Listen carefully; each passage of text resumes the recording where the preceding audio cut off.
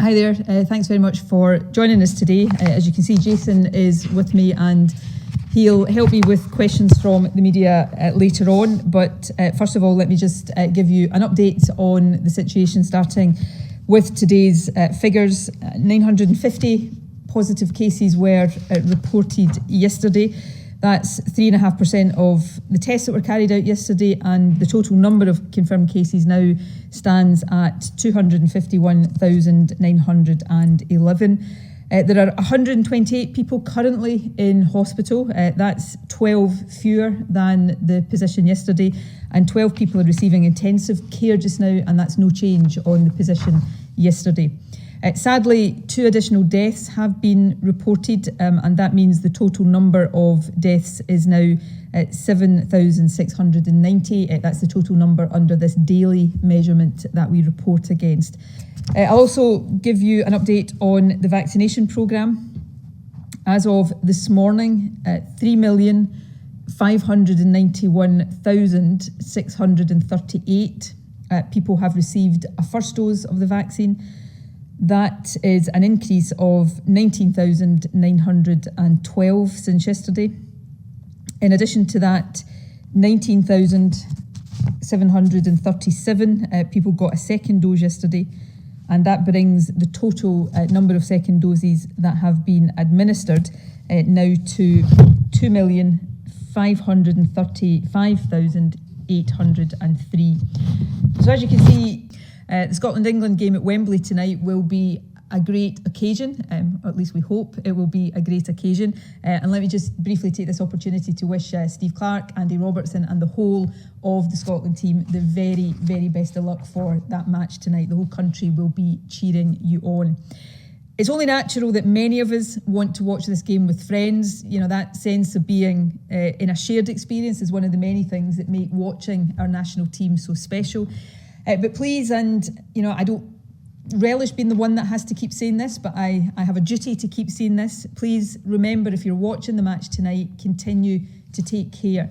In particular, if you're gathering inside your own house or somebody else's house, please stick to the limits. And that at the moment is 6 people from 3 households. And the point of these limits is to try to restrict spread of the virus, because indoors we know is much higher risk than outdoors.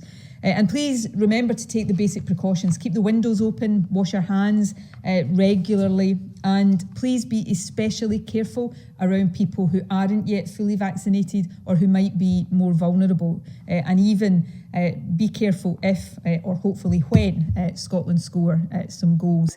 I know these precautions are tiresome for everybody in every context, and they're particularly tiresome when people are trying to enjoy the normal pleasures of a football match. But this virus, it doesn't care about football. It's not a Scotland fan or an England fan. It only cares about spreading from one person to another. So all of us still have to work hard to try to deny it as far as we can, the opportunities to spread. And that basic message that we all still need to take care continues to be really important. As I said a moment ago, this is a race between vaccines that are getting us out of this and the virus. Unfortunately, this is a virus that keeps learning to run faster. So we have an obligation and a need to continue to slow it down while that vaccination programme continues to power ahead. In terms of the Tartan Army in London, you know, look, the virus doesn't care about football. It's not going to give you a free pass because you're there celebrating a football match. I don't want to, you know, sound like the killjoy in all of this. I'm looking forward to watching the match tonight, just like everybody else is. Please be careful though, and if you've travelled to London, I'd say 2 things. Be respectful to our hosts in London. Don't behave in a way that's going to make their COVID problem worse over the next few weeks. We've all got an obligation to each other here, and try not to behave in a way that might raise the risk of you bringing the virus back home to your own loved ones. So enjoy the match, enjoy, you know, the occasion.